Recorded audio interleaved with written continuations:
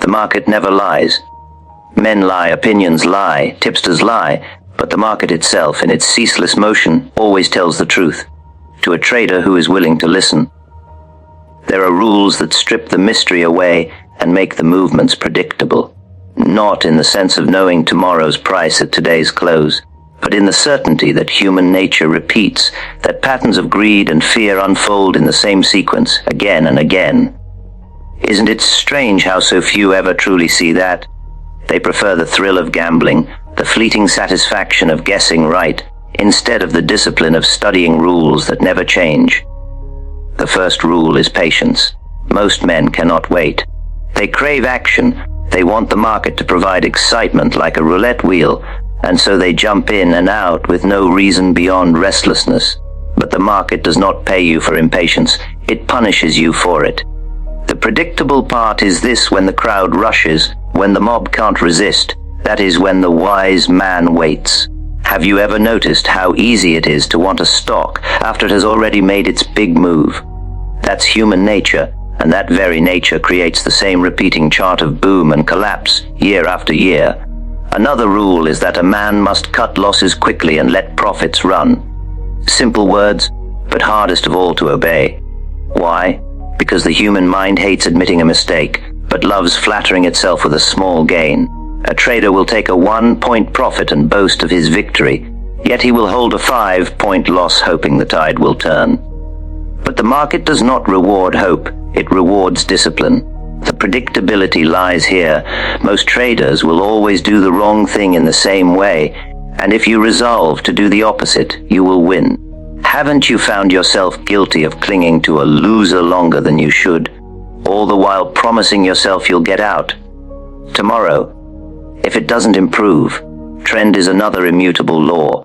The line of least resistance is always the safest course.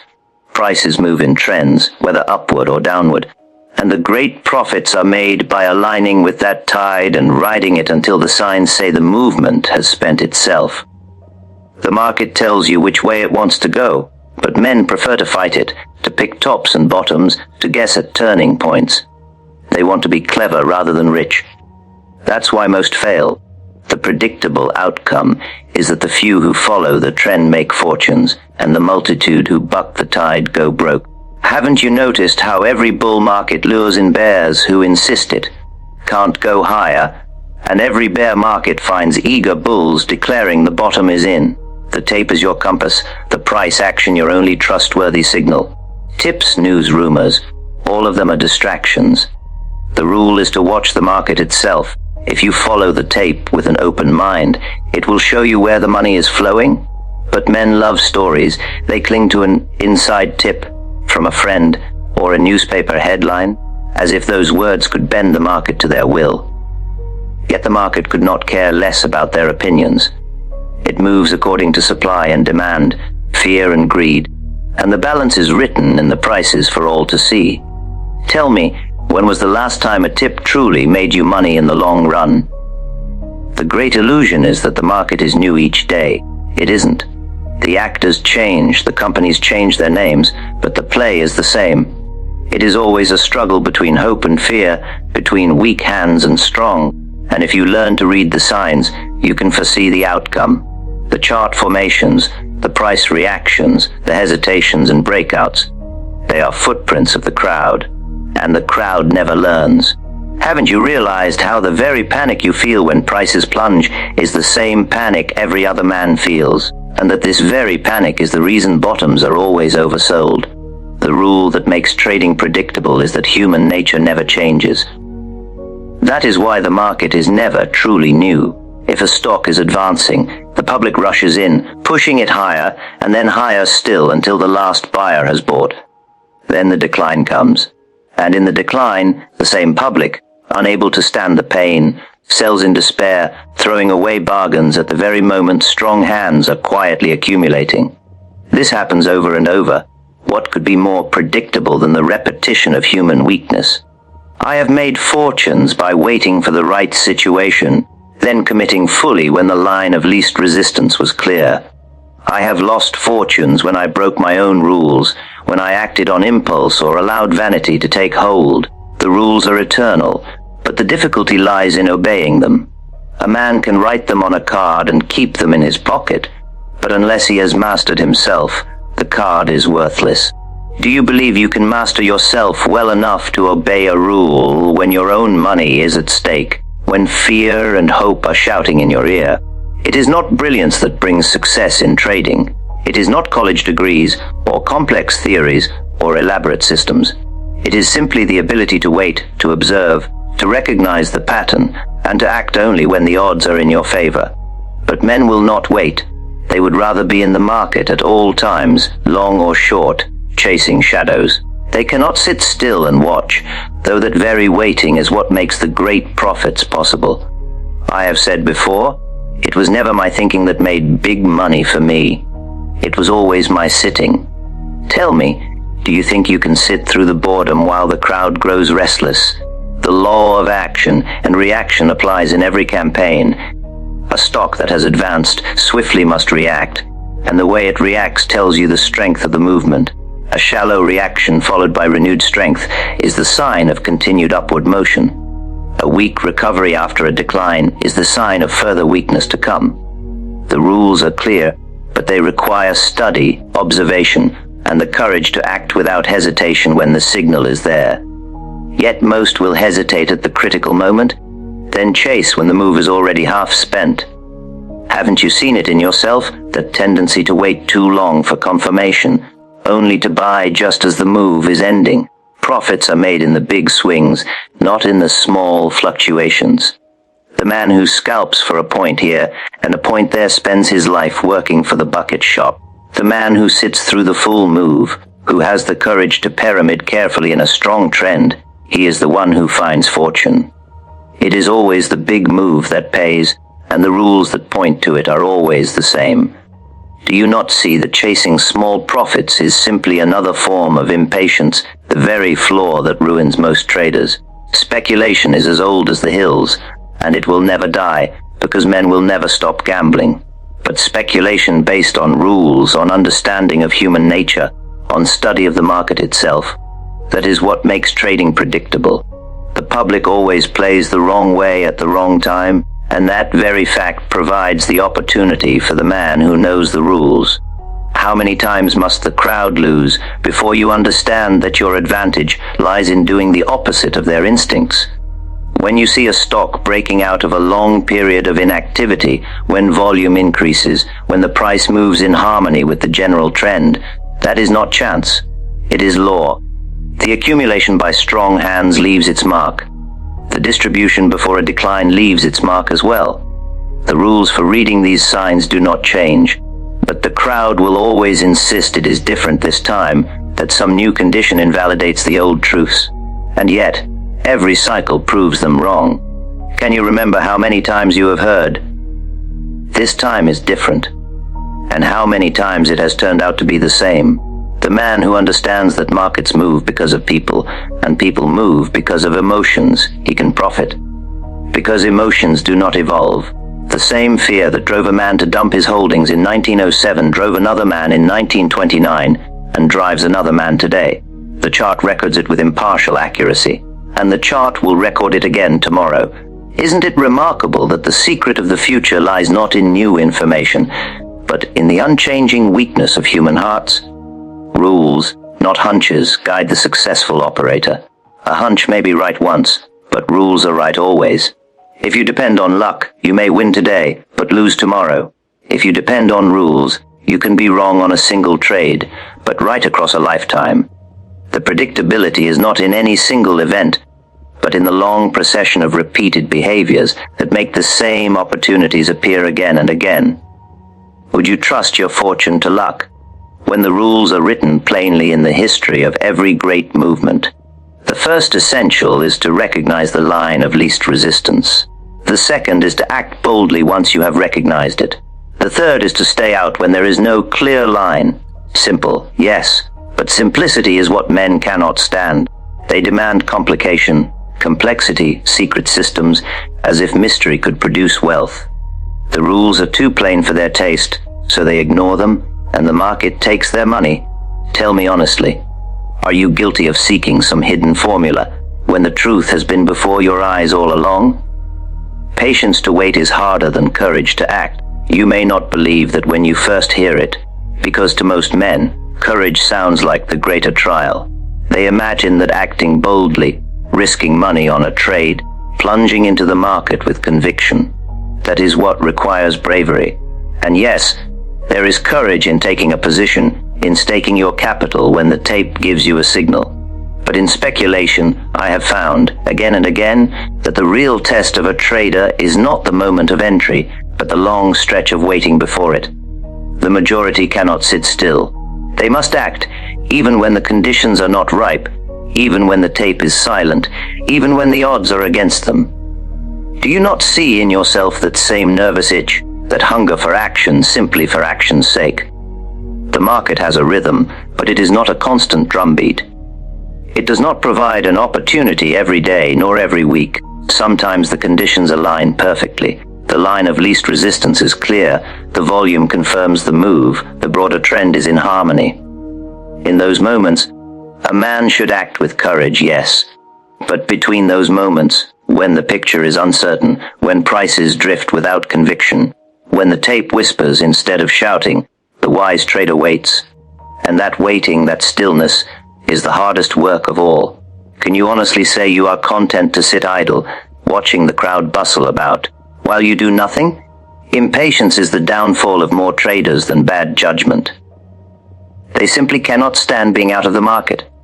They want to feel the thrill of action, the illusion of control, the satisfaction of having something on.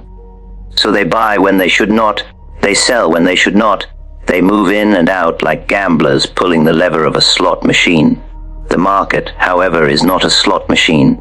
It is a great weighing machine, measuring the balance of supply and demand, and it does not care for the nervous fluttering of men who cannot sit still. Haven't you noticed how often your losses come not from clear signals misread, but from trades you never should have made in the first place? Patience is not passive. It is the most active discipline of all. To sit with your hands in your pockets while your mind studies, while your eyes scan the tape, while your judgment tests and retests the conditions, that is labor of the highest kind. The man who waits is not idle, he is sharpening his weapon. He is storing up strength for the moment when strength will matter. The impatient man, meanwhile, spends his ammunition firing at shadows. When the real enemy appears, he has nothing left. Which man do you think the market rewards? The restless fool who must trade daily, or the patient operator who strikes rarely, but with devastating force? Consider the great bull campaigns. A stock does not announce its rise with a polite invitation. It moves slowly at first under the surface as strong hands accumulate. Then comes the breakout, the shift in volume, the surge through resistance. That is the moment of courage, when a man must act. But the weeks and months before that breakout, those are the domain of patience. A trader who entered too early, trying to guess the move, often exhausts his resources before the true signal appears. He may even grow discouraged and abandon the play altogether, just as the stock begins its real advance. Haven't you, at least once, sold too soon after weeks of waiting, only to watch the very stock climb without you? The crowd never learns this lesson. They measure success in constant activity, as though frequency of trades were the same as quality of trades. They admire the man who boasts of being in and out a dozen times in a week, never realizing that such activity is merely the churn of a restless gambler. They scorn the man who does nothing, who watches, who sits. Yet that silent watcher is the one who strikes gold when the conditions are perfect, while the restless crowd wears itself out chasing every twitch. Tell me, when you look back on your own trading record, do you not find that the best gains came from a few big moves, held with patience, rather than from the dozens of small trades that filled the gaps between? Patience is also what separates speculation from mere gambling. A gambler relies on chance. He must always be in play, because luck may favor him in any moment. A speculator relies on odds. He waits until the odds tilt overwhelmingly in his favor, then commits. If the odds are not present, he does not act, no matter how strong the temptation. That is why patience is harder than courage. Courage is needed only in the instant of decision. Patience is needed day after day, while the heart yearns for action, while the newspapers shout stories, while friends boast of quick profits.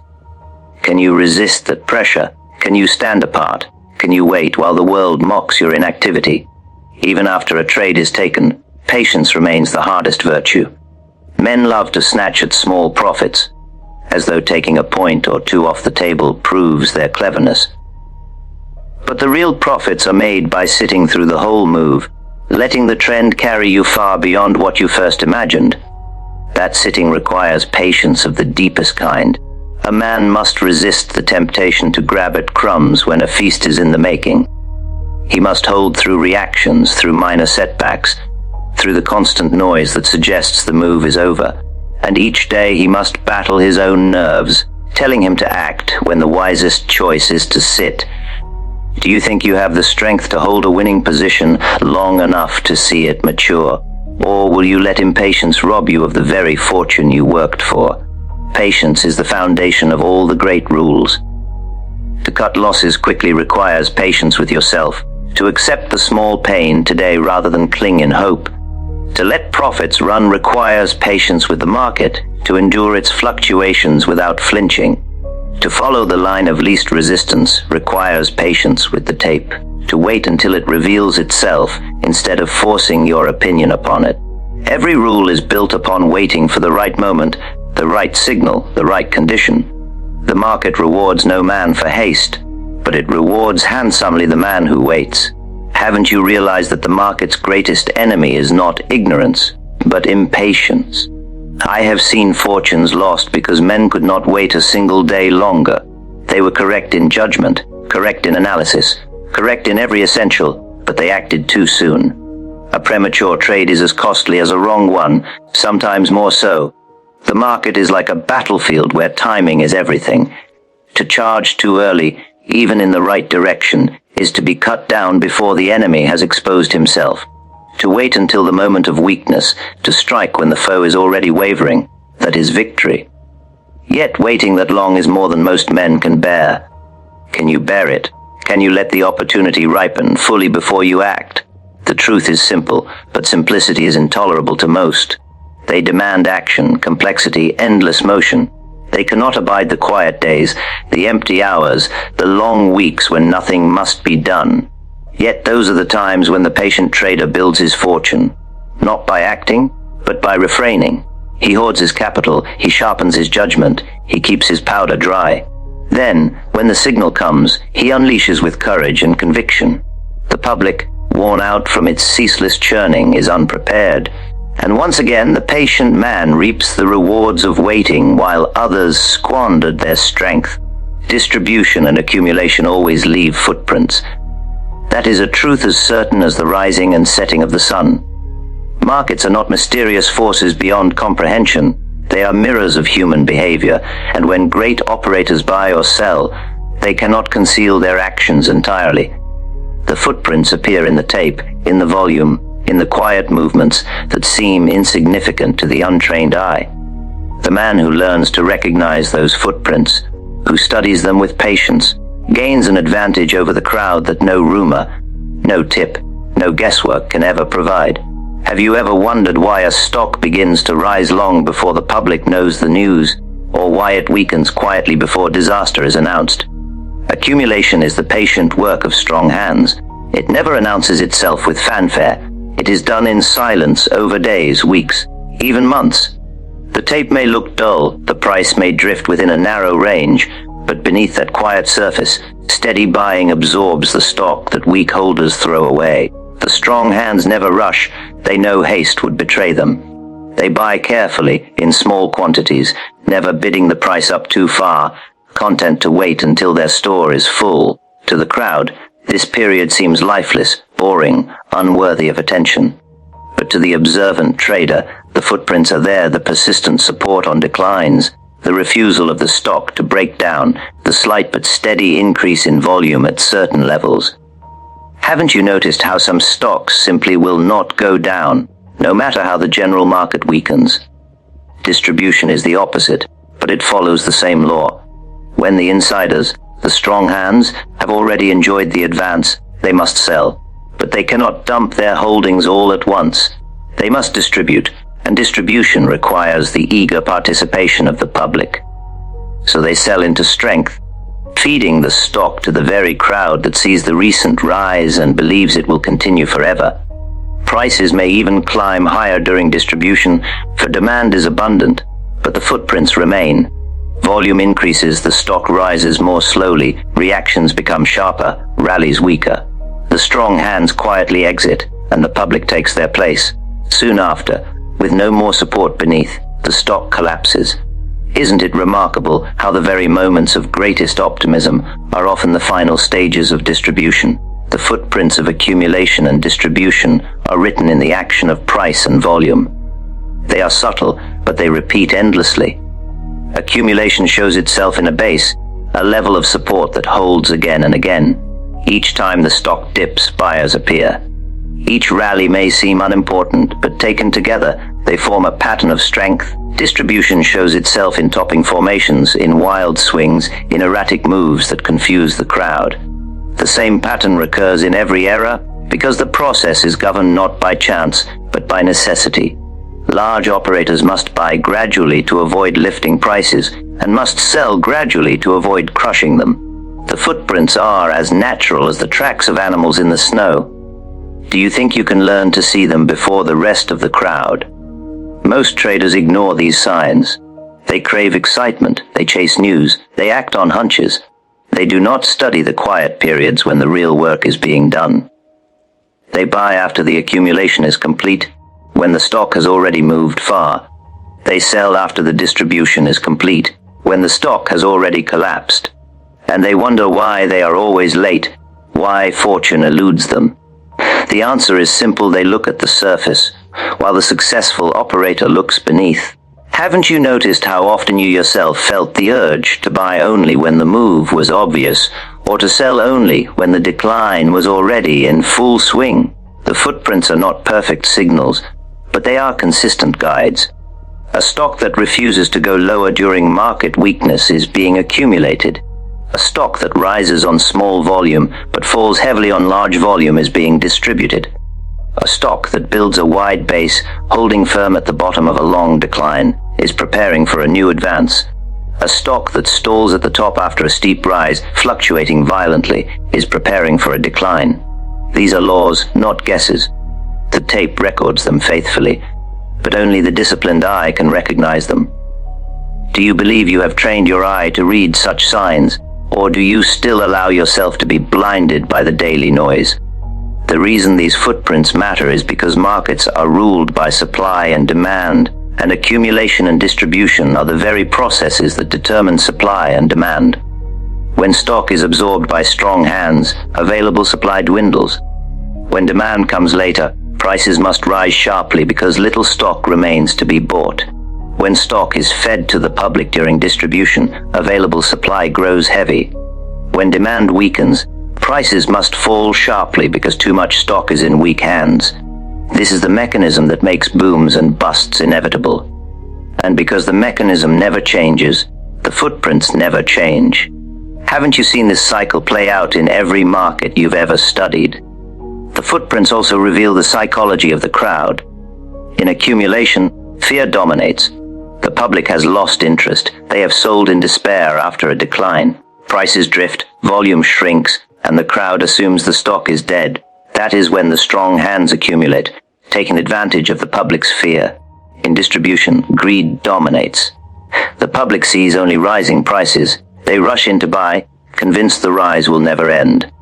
That is when the strong hands sell, feeding the public's greed. Fear and greed, the eternal drivers, are always behind the footprints. Can you honestly say you have not been caught yourself in that cycle of fear at bottoms and greed at tops? Learning to read these footprints requires patience, because they reveal themselves slowly. Accumulation does not happen in a day, nor does distribution. A trader must watch, study, and compare. He must note how the stock behaves relative to the general market. He must observe the character of the rallies and the reactions. Most important, he must resist the temptation to act until the evidence is clear. That is why few succeed in this art, because it demands waiting, discipline, and study, virtues the crowd cannot endure. Will you cultivate those virtues, or will you chase every fleeting move that promises quick excitement? There are no secrets in the market. There are only signs plain for all to see, though few take the trouble to understand them. Accumulation and distribution are not mysteries. They are necessities. Big operators must operate in these ways, and their actions leave marks as surely as a footprint in wet sand. The tape is the sand. The footprints are there. You need only the eyes to see them. Isn't it curious how the truth is always before us, yet most prefer to ignore it in favor of tips, stories, and wild guesses? Tips and rumors are poison. The tape tells the truth. That is the rule, plain and absolute, and yet it is the very rule most traders violate every day of their lives. Men are born with a craving for shortcuts, for easy knowledge, for the idea that someone else knows better and will share that secret with them. They are forever seeking inside information, whispers in corridors, gossip from brokers, predictions from self-proclaimed experts. They mistake talk for truth. They forget that the market does not answer to tips. It answers only to the law of supply and demand, which is written in the tape for any man willing to read it. Haven't you seen how the moment you act on a tip, the market almost always proves it false? A tip is nothing more than another man's opinion, usually second-hand, often tainted with self-interest. The man who whispers it may already be selling while you are buying, or buying while you are selling. He is feeding you his opinion to serve his purpose, while the tape records the actual transactions of every buyer and seller in the market. Which do you think is the safer guide? The idle talk of one man, or the collective record of millions of shares changing hands in real time? Yet most traders would rather cling to the comfort of a story than the discipline of studying the tape. Doesn't it strike you as strange that men trust gossip more than they trust the market itself? The poison of tips lies not just in their unreliability, but in what they do to the mind. A trader who relies on tips becomes dependent. He waits for another man to tell him what to do. He loses his judgment, his independence, his ability to think. He stops studying the tape and starts listening for rumors, like a gambler waiting for the next roll of the dice. And when the tip fails, and it always fails, he is not only poorer in capital but weaker in spirit, having surrendered his self-reliance. Do you not feel, when you act on a tip, that nagging doubt in your chest, as though you know already that you are leaning on a rotten crutch? Rumors are even worse, for they spread like wildfire and infect the entire crowd. A rumor may begin with a whisper, but soon it grows into a roar, and before long the whole market believes it. Men buy and sell on nothing but the echo of voices, convincing themselves that if everyone is talking, it must be true. But the tape does not lie. While the crowd chases the rumor, the tape shows the real story, whether the stock is being accumulated, distributed, or ignored. The rumor will tell you what you want to hear. The tape will tell you what is happening. Haven't you noticed how often a rumor sparks a wild move that collapses just as quickly, leaving only losses in its wake? The tape is not a tipster. It is the one faithful witness. Every transaction leaves its trace. Every share bought and sold is recorded. The tape does not flatter. It does not deceive. It does not conceal. It tells you if the market is strong or weak, if demand is genuine or artificial, if prices are moving with conviction or drifting aimlessly.